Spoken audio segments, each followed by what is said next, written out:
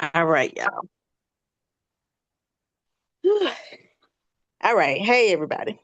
So today's topic is home workplace balance. And I was telling Chris before we started recording that I have really been challenged in this area since I told Tiffany this is something I wanted to talk about. um, Even yesterday, y'all saw I had to push the meeting back and then to another day, trying to find a balance between the things that I'm doing for home and the things that I'm doing outside of home. So, another we'll go back a month when we first talked about it. So when I asked her about doing this topic at the beginning of the year, I really didn't realize how much I was about to be tested. So, um, we'll say 2 months. 2 months ago, I was accused of something publicly in a meeting, like in front of everybody, by people who never came to me and consulted with me about it. They never came to me privately. It was just all of a sudden we all in the meeting and, you know, there was an attack. And so I was threatened and it went all the way to the top, like to the top boss, to my boss's boss's boss. And I didn't realize, like, I knew I had done everything that I could to make the situation flow smoothly. It was about an event that had taken place, and um, I did everything I could to make it successful.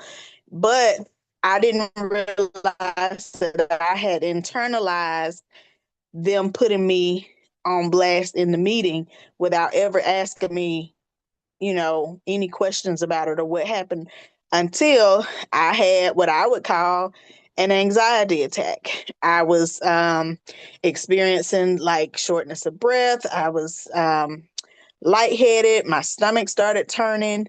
And if y'all don't know, I'm pregnant right now, so it wasn't pregnancy related. It was emotion related. And all of that was happening at the same time. And just some things that were going on, and it wasn't until then that I realized that I had really brought that home with me, because at the time when I started experiencing those symptoms, um I was in the middle of helping my daughter do her homework, and I couldn't even help her finish because I started, like I said, getting extremely like exhausted, thirsty, then had, stomach upset, all kinds of things, and even started hyperventilating, all the things. And so today's Q&A will be more about the lessons that I learned um, very recently and am still learning. And hopefully you all can contribute to the conversation and help me as well, because we can't always just change jobs, like that, or we can't always just choose not to work. But we can set up some parameters to protect ourselves from adverse responses to the job, or even to overextending ourselves and being unappreciated. Um, and so I'm I often say I work to live. I don't live to work. However, that experience showed me that I was allowing my work environment to affect my home environment. And that's something that I never want to do, because when I'm affected, my husband, my children, my mom, everybody in my household is affected, and not always positively. So, instead of employment being an asset or a means of support, it became a liability for me in that moment. And it pulled me away from the very family that I'm trying to provide for. Um, and so when it gets to that point, it's really it's something that you have to pull back and reevaluate, because it's more than just my physical absence. Some days, like today, I had I worked from 7 to 3:30, and then I had a 5 o'clock meeting, and then of course this. So I at times I can be physically absent often, but even when I'm present. Just like I said, I was in the middle of helping my daughter do her homework. Even when I'm physically present, um, I may not mentally or emotionally be there. I may be mentally and emotionally absent from my family. And that's not fair to them or to me, because when I clock out, I really need to clock out. Um, and I couldn't stop thinking about what happened and how it made me feel. Couldn't sleep and all these things. And one thing women, I know because I am a woman, tend to do is we struggle with compartmentalizing um, the different spaces that we occupy. So sometimes it becomes very easy to take this thing home versus being able to say, okay, I'm home, take off my employee hat and put on my mom hat. That's not always easy for us. Now, Chris, you're on here as a man. It may not be easy for you either. I just haven't had that experience to tell you what you've experienced. But I know as a woman, and as I've seen some of my friends, it's just very hard to separate the two and not to take things personally sometimes. But I want to propose the idea to you that you are not determined by what you do and don't do. And again, that's something that I had to remind myself of. And of course, eventually the situation ended up getting smoothed out. They finally heard my side of the story. And then, it was like, oh, okay, never got an apology and, none of that, of course. But it was still the point of, okay, now I don't feel threatened. Um, but I should not have allowed it to get to me in that point. And I will acknowledge that I am human, and it can get to us when somebody accuses us of something and they haven't fact checked or they haven't asked for your side of the story. But again, my worth was not determined by what they thought I did and didn't do. My worth is determined by God, and He doesn't change His mind about me. And so I what we have to do is remind ourselves of who we are and whose we are, and understand our value is not tied up in our employment. Our value is not even really tied up in our home life, because that can be another thing. Like sometimes we'll give up our dreams in order to make sure that the house is secure and stable. But if the dream is something that God sent and it's purposeful, sometimes there are sacrifices that have to be made. So keeping in mind, this is not just about, oh, the job is overwhelming. Sometimes home can be overwhelming to the point that you're not doing what you were put on this earth to do. Um, and of course, we all want to do things in excellence, like it says in 1 Corinthians 10 and 31, but we are still human. We still fall short sometimes, or we're still misunderstood sometimes. And it's best that we take a mindset of, essentially what will be, what will be. All I can do is all I can do, you know? And so, but we have to have that balance, and we have to rest. We have to reset. However it is you reset. You may be, like for me, I'm an introvert. So I reset by being to myself. Whereas somebody who's an extrovert may, I'm really more so of an ambivert, but extrovert might recharge by being around other people, hanging out with their friends and things like that. However you recharge, whatever puts more energy in your battery, that's what you need to do in the times when you're not having something pulling at you. And another thing, or another quote that I like to say is that I don't I don't want to say no to people just because my plate is full. I don't want my plate to get full. Because if my plate is full, then I'm at capacity. And if I'm at capacity, I have no room for anything else. If God was to want to, add something, you know. And so I always want to be available to God and to my family in whatever it is that I desire. So I don't want a full plate ever. Like I want to have space where I can just breathe and relax. And like he told us in Ecclesiastes, there's a time and a place for everything. But we have to be aware and use wisdom as to when the season is over, when the appropriate time for something is. And like I said, you may not be in a place where you can leave your job, but you need to get your mind in a place where you're at peace regardless of what's going on. That's that peace in the middle of the storm. In Sometimes it is that you have to walk away from your job or whatever it is that you're doing. Sometimes you do need to take a break from school. Whatever it is that may be draining you or pulling more from you than what God would have you to take on, you need to take a rest from it. I'm not saying you necessarily have to quit it. That's between you and God. But if he says quit it, absolutely quit it, because there's no covering if God is not if God is telling you to go. Um, and he may have even told you to go there to begin with. But when it's time to move on, you have to move with him. So what does it look like to have an imbalance? So I told you some of the symptoms that I had from my little anxiety attack is, again, what I'm calling it. But you might experience some burnout, exhaustion, or stress. You're constantly stressed. It's showing up in your body. You're having headaches, your blood pressure's high, things like that. It may show up in your attitude. You might, be snappy or short-tempered or irrational. And it has nothing to do necessarily with the people in your house. It may be that you got angry with your boss and then you brought that same energy home and you're taking it out on the people that you say you love. It could also manifest as anxiety or depression. It just depends on the person, depends on the experience, the event.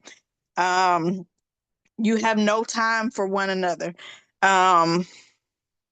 Or you have no time for one or the other. So you have no time for your recharging, or you're recharging too much and you don't have time for your responsibilities. Again, there's two sides to this coin. Or you don't have enough time for your family, as opposed to you putting all your time in with your job, or you're slacking off on the job because you know, tending too much to what's going on in your family. Realizing that most of us in this economy need to work somewhere. So in order to present your best self, you still have to have some boundaries on both sides. And then another sign is like strained relationships, or either it's misplaced anger or blame. Like I said, you got something going on at the office and then you come home snapping on everybody. Yeah, the sock may be out of place, but your response was exaggerated because you were already upset. And that created a domino effect that now your kid is upset. They, when you came in the door, they were excited to see you until you started snapping. You know what I mean? So it can strain relationships. It could also cause you to have poor diet. You may lose your appetite, or you may start to overeat just to try to have something within your control. You can also have unexplained ailments. It may not be anything, nothing obviously causing what you seem to be experiencing, but these things start to show up and your body is trying to tell you something. God has designed our bodies in such a way that it communicates with us when we don't necessarily realize. Like I said before, when I was having that anxiety attack, how it affected me until the physical signs started showing up. Poor sleep quality. I told you I couldn't sleep well. So it's like you're tossing and turning, or you having bad dreams, or, all these things. You're waking up and you feel like, you had a full 8 hours, but you feel like you only slept for 2. Those are signs. Now, again, I'm not saying that you will have the perfect job or the perfect home life, but balance makes each environment more manageable. When you kind of have your home life a little bit together, it's easier to go into work. When you kind of have your work life together, it's easier to come home. Again, not that either place will be perfect, but it just makes it, like I said, more manageable. So what are the ways that we can make sure that we have some balance? Number one, like you keep hearing me say, set some boundaries. Like, if I say these are my hours, I work from 8 to 5, 8 to 4, those are my hours. I'm not answering the phone after that. I don't care what kind of emergency you think you got going on. If it's not, if this is what I agreed upon, and it's not about me being a team player or not, if I don't have an unlimited check for my job, then they don't have unlimited time for me. So you have to stick to your boundaries. I'm not checking emails. I'm not answering the phone, if it's not an emergency situation. And then your tasks. A lot of times we get assigned tasks that either we're not strong in or we're not being compensated for, or, things like that. And again, we've been conditioned to this team player mindset, and there's nothing wrong with helping out and being a team player. But when you become the team, that's the problem. And so you have to set those boundaries. I'm not comfortable with doing that. I have some other obligations that I need to take care of first. I mean, anything to set those boundaries. And a lot of times we'll hear the word insubordination thrown up and out there. But in reality, if I'm overworked, I'm not going to be able to present my best self. I'm not going to be able to present excellent work in the things that I am assigned to do if I'm being stretched to do things that are not a part of my assignment. So if you want to help and you're able to help, that's great. But if it's overextending you, you probably should set that boundary and do it without over explaining. They don't have to know everything. If I say I'm not answering my phone after 5 o'clock for work, I don't have to explain to you that I have a family. I may even be single. That's my boundary. If that's the time that you're paying me for, then that is what it is. Basically, we have a contractual relationship. And if the contract is breached, then we're going to have to, refigure some things. And so I don't have to explain why my time is my time, or why my tasks have to stay what they are. Also, setting up some structure in your life, some organization. Chaos has a tendency to manifest in your environment. The way that your calendar is structured, the way that your home is taken care of, and things like that, that tends to be a reflection of what's going on in your mind and in your head. And with that, prioritization. You've got to prioritize what's most important in that moment, and even long term. What is most important, and how does what I'm doing right now contribute to that? Then you want to have some positivity and appreciation. Like I said, I know that I was upset about what was happening with the job, but in a time when people are getting laid off left and right, I was and still am grateful to even be employed. I'm grateful that, there are some things about my job that I do like, that do lend to me having some balance in my life. It was just that in that moment, appreciation and positivity was not what I was seeing. And so I had to employ that myself. And then you have to be led by the Holy Spirit. And don't let fear stall you. Like I said, if he tells you to move, move. If he tells you to stay, stay. But in all things, he's going to cover you. He's going to take care of you. But the only way to know which direction to go is that you be in tune with him. And then make sure that you're not overcommitting. That was, again, like I said, y'all saw I had to change this meeting. That was on my part of overcommitting, because I had something to do with my family, with my children, actually. And then my husband's out of town. And then I had already agreed to do this. And so I was still trying to make sure it happened on that day. But it ended up being where we still had to push it off. So be careful of overcommitting. Like I said, these are lessons that I am learning and have learned along the way. Taking on tasks in a manageable portion. I know when I have something going on, a lot of times, if I feel overwhelmed, in the beginning, I'm just not going to start. Like, I may get overwhelmed with trying to do so much in a small time frame, or I may be overwhelmed by the task in general. But if you take small, manageable portions, eventually you will get to where you're trying to go. But not only take steps um, towards the task, you also have to maintain what you've already done. Proper timing and planning. So again, there's a season and a time for everything.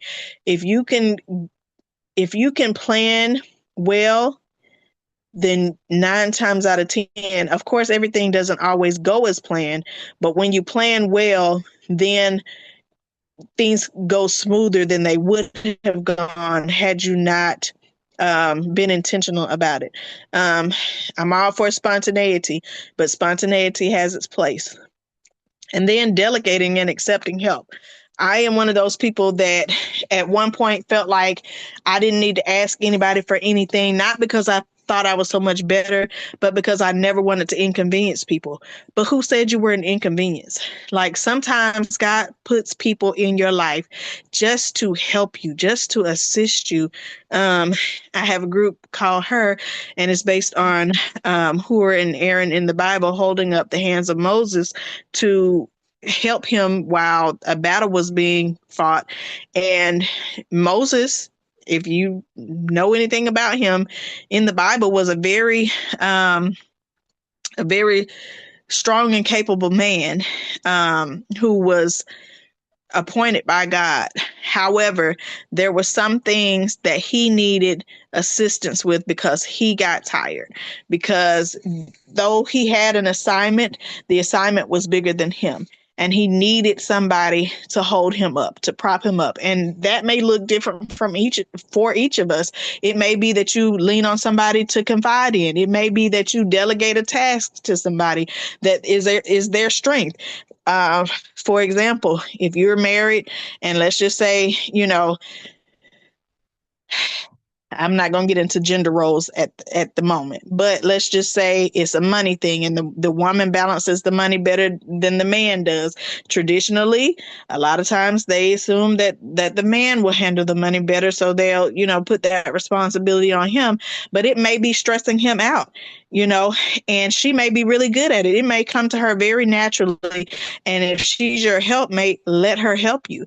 Vice versa. The husband may be the better cook, and he may enjoy cooking. And the wife, even whether she's capable or not, she may not enjoy it as much. And it may be that the task is delegated to him. It either way, it should be whatever benefits your family. And like I said, whatever God leads you to do. So delegating and accepting help is a big thing. Self-care, like I said before, whatever recharges your batteries is what you need to do when you have the opportunity. And try to do things right the first time, because a lot of times we'll try to cut corners, and there's another saying, if you cut corners all the time, you're going to end up going in circles. You literally will have to do something over again in order for it to be what it was supposed to be in the first place. So do it right the first time so you can avoid the extra work. Find something fulfilling to do if possible. We all have different interests, and like I said, different things that recharge us.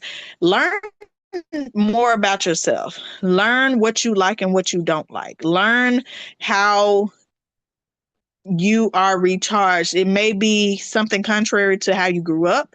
It may be something contrary to what people might assume that you would like to do, but learn what you like.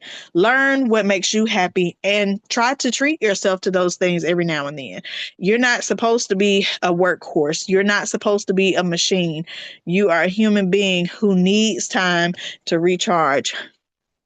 And try not to focus on money alone when you're thinking about this balance, because you can be working a job making way, everybody's dream amount of money, but if it's causing you to crack up, then it's not worth the money.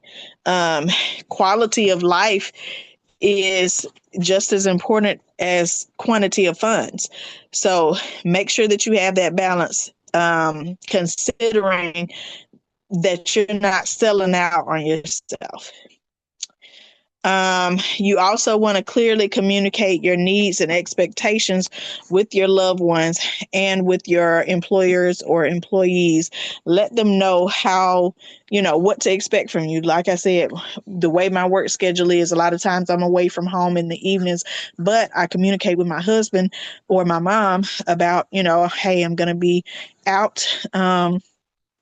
At or doing this meeting or whatever the case may be. I have to communicate that with them so they can cover and they can help, and they're not blindsided by the things that I've committed to, because I'm committed to them as well. um, Eat and sleep well and exercise. Try to get a full meal, at least 3 meals. Eat some snacks. Sleep the full 8 hours. If you can't do 8, at least do 6. Get as much as you can to recharge your physical body so that your physical body can keep up, and exercise. And when we're carrying this extra weight, and yes, I am definitely carrying extra weight, not just from the baby. When we're carrying extra weight, it weighs on us in more ways than just the physical. So, keeping that in mind. um, Make time with God a priority over it all, and solicit his help throughout your day. Ask God for peace, ask God for favor. And when you give him your time, he's going to make sure that you have time for other things. um, Another thing that we don't really think about is avoiding gossip and complaining. A lot of times we can get into the job and maybe nobody likes the job conditions, but if we get in there and we're complaining about it with our coworkers, a lot of times that's going to affect how our day goes, because we're thinking about how unfairly we're being treated, or complaining. Like I said, that's the opposite of gratitude. Now, I'm not saying to act like you're living in an ideal world when the roof is on fire, but I am saying try to see what's positive in it and work with that. Try not to feed into that negative attitude. um Schedule time with loved ones and stick to it. The people that you care most about, try to make sure that you spend time with them, because your job is not going to replace those who love you and those you love. Make sure that you acknowledge their existence by spending some time with them and doing the things that speak their love language.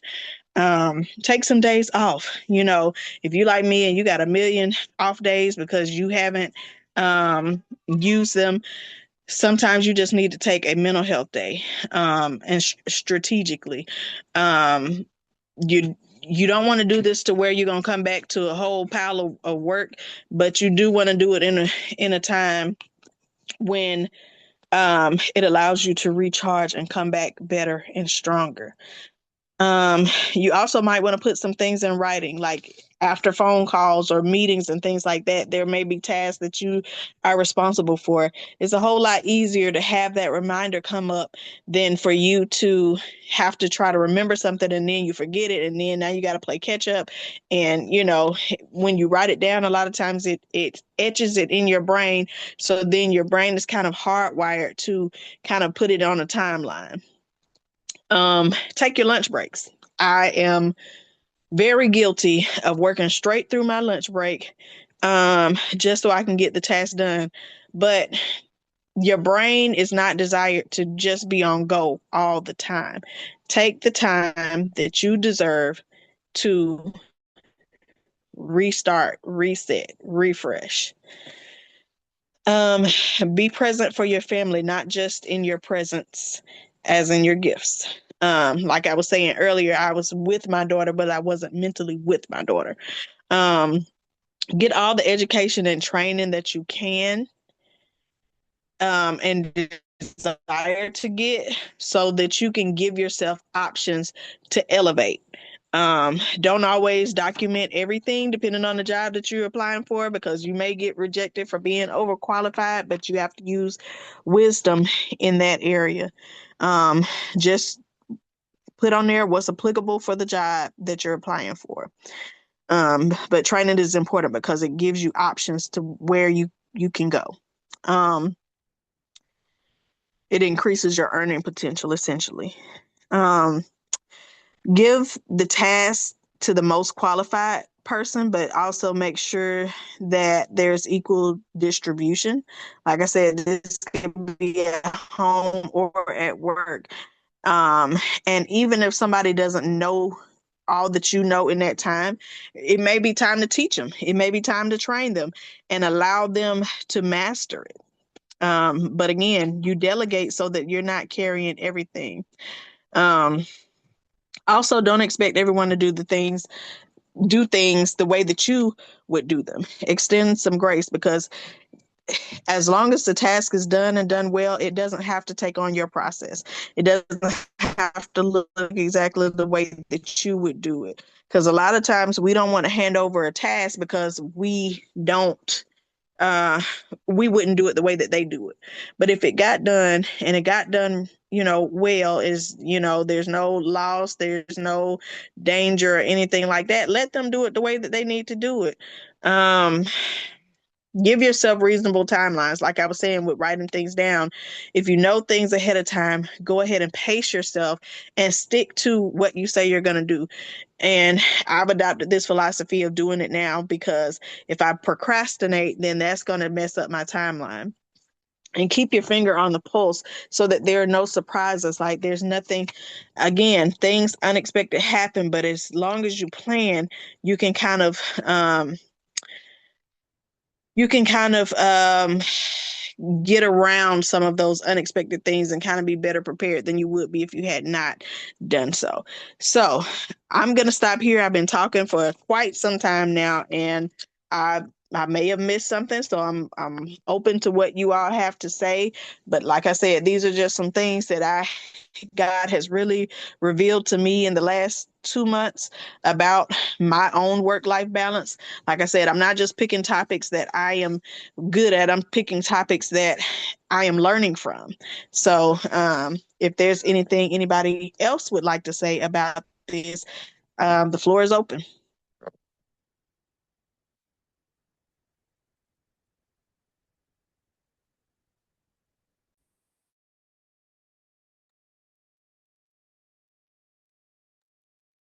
Can you guys hear me? Okay, now. Okay, you went back on mute. Okay, am I here now? We can hear you Okay. now. Hey, that was a good topic. That was really good. I like that. Some of those situations that you speak of, I have those same things at work. Mm. And what I find works for me at work is taking that lunch break. You mentioned taking those breaks. I will get out sometimes, just walk the parking lot, just when I'm frustrated about something, just go walk the parking lot, and there's just being out there a little bit kind of frees you up, give you some uh, fresh air in your lungs, and you come back inside and breathe a little bit, and boom, I can get back to it, and I am in a little bit better frame of mind when I come back in.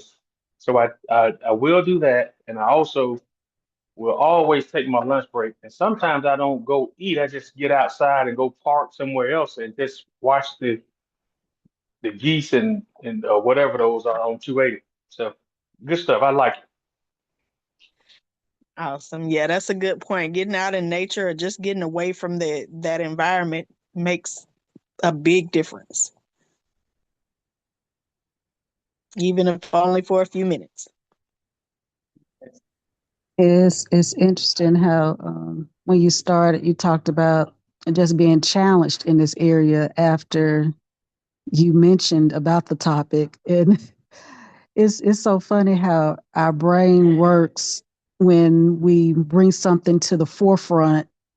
It's almost as if we're inviting sometimes the challenge. Because I know, I mean, this has always been a challenge for me, just to balance everything that's going on. But I mean, this year has been even more of a challenge for me to constantly balance. And I think I hear self-care more than anything right now, because if I'm not taking care of myself, I can't take care of everybody else. And and that goes for even self-care at work, knowing how to say no, to things, even though it's work. And sometimes I think we feel like we can't say no because Mhm. it's work. But when we're thinking about our mental health and whatever it is that, um, well, really our well being as a whole, I mean, we do have to reevaluate, you know, what capacity we actually have in our lives. Is it realistic for us to do the things that um, we're trying to do, and even if it's just for a season. Um, so, I wanted to just mention that, and self care has definitely been something that's been at the forefront of my mind during this home life balance. Yeah, absolutely. And you said two things that jog my thoughts. Y'all know I'm a visual person, and so when you were talking about the self-care, I was thinking about the maintenance of a car or the maintenance of a house. Those are things that don't have feelings. They're mechanical, but yet we still have to maintain them. You still have to put oil in your car. You still have to change the tires. You still have to change the brakes. You still have to, do all the things to maintain it in order for it to stay in working order. And you don't wait till it's burnt out to do it. Like you do this on a regular schedule so that you don't get into a bind. Because if your brakes go out, you're in trouble. you know, or if you run out of oil and your engine locks up, you're in trouble. And it's going to cost you a whole lot more at one time than if you had just maintained throughout the time. If you took good care of it, it's the same way with our brains, it's the same way with our bodies, it's the same way with our spirits. You have to maintain in order for it to stay in good working order, in order for it to have some longevity. You see some cars, you know, they are 2024 and look like they ran all the way in the ground. Or you see somebody who says they're 25 years old and they look like they're 40 because they have not maintained themselves. We have to be very careful that we keep ourselves in a maintenance mode as opposed to a survival mode. And the other thing that you said that reminded me was capacity. And I know I used that word earlier, but I'm thinking about the discussion that we had probably a year or two ago. And I mentioned how we all have different capacities. Like, and this is not an original quote, it came from somebody, I just can't recall who it was, but they were talking about how sometimes you have a carry on capacity and sometimes you have, the luggage capacity where a big suitcase can carry so much more than a carry on can, but they're both filled to capacity. You have to understand that your capacity may not be the same as somebody else's capacity and vice versa. So expectations need to fit the person's capacity in order for them to be able to function well. Um, and you have to be familiar enough with yourself. And if you have employees, you need to be familiar enough with them that you could recognize when you're starting to reach capacity. Because as I said before, I don't want my plate to be full. I don't want to reach capacity except in the regard that I do everything that God told me to do. That's the only capacity that I'm trying to reach as far as that goes. Um, but I don't want to max myself out on anything that can compromise what's most important to me. Thank you for sharing that, Tiffany. Yeah, that was good. Uh, One thing I want to share with both of you guys is what I'm seeing personally. So I last year, about the in the summer last year, I went on this path of trying to get better, take care of myself. We always talk about guys, being in physical shape, but I was dealing with a lot of burnout, just being I find the office confining for me. I was been in the shop for most of my work life, Mhm. so I've been outside and just being in their little office. Some people they feel good when they got an office, got their name plate on the door, but those things don't motivate me. I'm more motivated by seeing a process to the end and it works. That's more intriguing and encouraging for me. I'm not motivated by like getting the corner office or those. That's okay, but it's not my mover. But in this journey, I'm trying to figure out how to take care of me mentally as well. Like that's what I was saying when we started this before we got into the lesson about the videos that my buddy was sending me. Those were not healthy for me. Not when I'm just waking up trying to get my day started. I don't want to start off with that. So I think so that's why this lesson tonight is really good for me because I needed to hear this. That's one. Number two, I'm not checking in on these to be combative or argumentative with anybody. I'm checking in because I actually like what you have to say and I find it credible. Uh, uh, I could pick up some things that could, I may not get a chance to say it all, but trust me, it sits with me a while after we get off these calls and on through the rest of the week. So I'm always thinking about, what was said and how could I use it. Mm-hmm. Third, I do not see. I know how like guys like to say because I'm the man, it has to be this way. I don't really roll like that. I think you are absolutely right. If the woman is better at balancing the books, I have no problem with letting her balance the books. Whatever my partner is strong at, and if she's better at it than me, I have no issue. That's not a strike to me at all. That is a beautiful thing for our relationship. So whatever she can do that helps make us better, I'm all for it. So women in power, women, matter of fact, we're getting a woman that was going to be in the head of our department here sometime later on this year. I'm happy about it. I welcome the Mm-hmm. change. So I want to. I know it doesn't always seem like it, but I am an ally to the women. I just want see more. I want to see more of the good women get pedestalized as opposed to the ones that are showing all the negativity. I want to see the good ones get out there, and I want to cheerlead for them. Mm-hmm. So I love this. I love this group. I love what you guys are doing, and I'm here for it. So thank you both. And look, we appreciate your support. And, I never take it that way as, you being combative, but I do think that you have some genuine questions and you bring the male perspective and that helps a lot.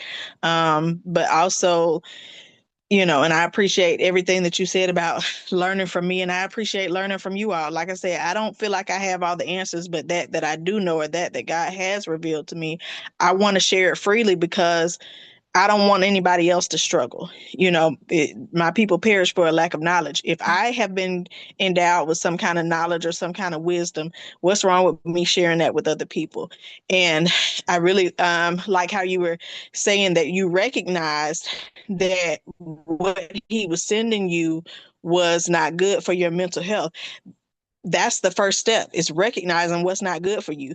And so in order to take control of your mental health is being able to say, no, I can't take that in, or I can't take that in right now. But also doing some things that mentally stimulate you. Some, like for me, I like crossword puzzles. I like word searches, or just different things that are not work but they still engage my mind. That might not be for you either. I like to draw, I like to color. These are things that engage me but don't stress me. So in order to keep your mind mentally resilient, um, find some things that you do like to get your mind. And like you said before, cut off anything that is robbing you of your peace or that is giving you a negative mindset. That's kind of why I brought up um, when you're in the workplace, not to be gossiping and complaining with other people, because that can take your mind somewhere that you don't need to be, especially not when you first walk into work. Like, how can you be productive when all you can think about is how unfairly you're being treated? That doesn't make you very productive. And so we just have to be careful of our water cooler talks. We have to be careful of, what we take in, whether it's social media, whether it's a conversation with a friend, whether, whatever it is. Um, Try to make sure that you're taking in more positive than negative, because your mind is wired in such a way that it likes what you do habitually. So if you're constantly feeding it negativity, that's the way it's going to be wired. But if you're constantly feeding it positivity, then you're more likely to be positive, right? So, yeah, I love that you recognize that and advocate for yourself. Like you said, tell your friend, hey, don't send me that no more.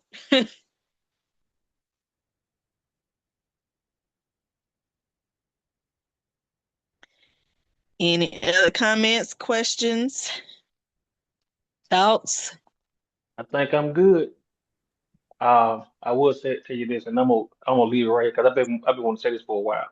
When I met you guys at Hoover, and you brought your family down, Mm-hmm. that I absolutely love that. As much trash as I talk, I love that. I'm talking, I was so jealous. I always thought when I was a younger man that I would have. I always liked that show, Eight is Enough. I thought I would have, Mm-hmm. kids running around. It just didn't work out. But when I see you guys, that's what I thought about. Like, man, that's awesome. Yeah, That is they beautiful to me. working on that 8 too. Yeah, and child. Child. Listen, I love my husband and he loves me. That's all I can say. Oh, look, we Ain't love no our wrong with kids. that. Ain't no wrong with that. But yeah, thank you for that because a lot of people nowadays they look down on big families, but we consider it a blessing. We not living off the government or no shade to anybody who is, but like we married doing what married people do. So this is the Absolutely. result, and we thank God for it. Absolutely. I love it. Yep, kids happy and fed, they all right. No, that's right. Well, I definitely appreciate this topic too, Travay, because it was much really, really needed. Amen. Amen. Yeah, I like I said, I didn't know how I was gonna be challenged, but I'm grateful that I'm moving past. Like I said, it's still a learning process. We it's still something that we have to, again, maintain. But I'm grateful that God brought it to my attention so that I can address it in a healthy way going forward, and hopefully help you all as well to avoid, the response that I had. Well, thank you again. Yeah, for sure. Thanks. This Absolutely. was good. Amen. Well, thank y'all for joining me. Thank y'all for always being supportive and um, valuing what I have to say. And I value everything that you all share as well, and I appreciate learning with y'all. Like you said, this collaboration with us and Teach Me Tribe, it really allows for rich dialogue so that we can learn from each other, which I think was Tiffany's vision when she established a Teach Me Tribe. And then with my ministry slash business, it you know I started all of this so that people could experience the abundant life in more ways than one. And so this is my contribution to that. And like I said, I just appreciate you guys taking the time to log in, dialogue with me, and I pray that those that were not able to make it will be able to take something from it as well, and maybe be able to join the conversation in the future. So I appreciate you guys. I love y'all. And till next month. See That's y'all right. then. I'll see y'all on Love the you next one. too. Good night. All All right. right. Good Good night. night.